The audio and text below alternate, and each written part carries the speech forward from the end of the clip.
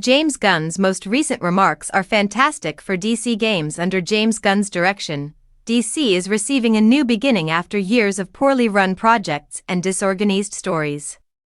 The topic of what comes next for films, TV series and computer games has been raised since this summer's Superman successfully launched the new world. The director of Superman and Peacemaker just gave a short chat to Games Radar Plus on the current status of DC video games.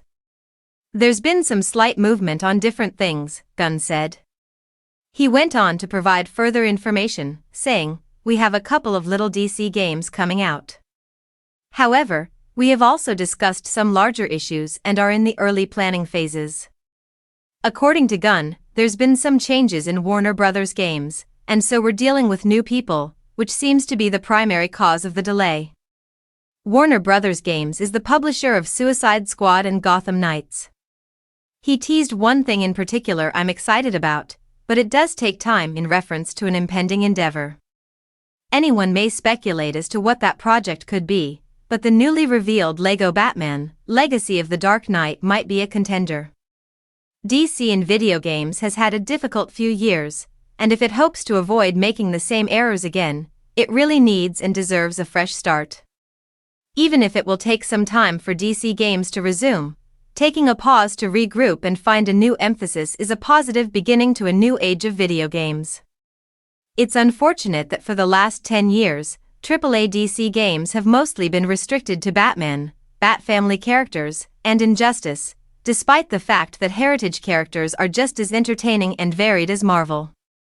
Given James Gunn's upcoming big-screen DC adaptation, this is the ideal moment to give DC games the same modern makeover. DC games might easily have an unlimited supply of material, particularly for different gameplay, thanks to the new age of intriguing and subterranean characters like Mr. Fantastic and Metamorpho. Beyond the compulsory live service elements, one of the primary problems with Suicide Squad was that all of the characters, including the talking shark, used firearms. Going ahead, DC games should embrace the innate silliness of comic book characters and their abilities in video games. In addition to providing gamers with something they've been requesting for years, strange new side characters, entertaining tales, and single-player adventures would help DC games fit with Gunn's new vision for the DC brand. This new DC period is the ideal moment to introduce a more varied lineup, even though heritage characters certainly merit consideration in games.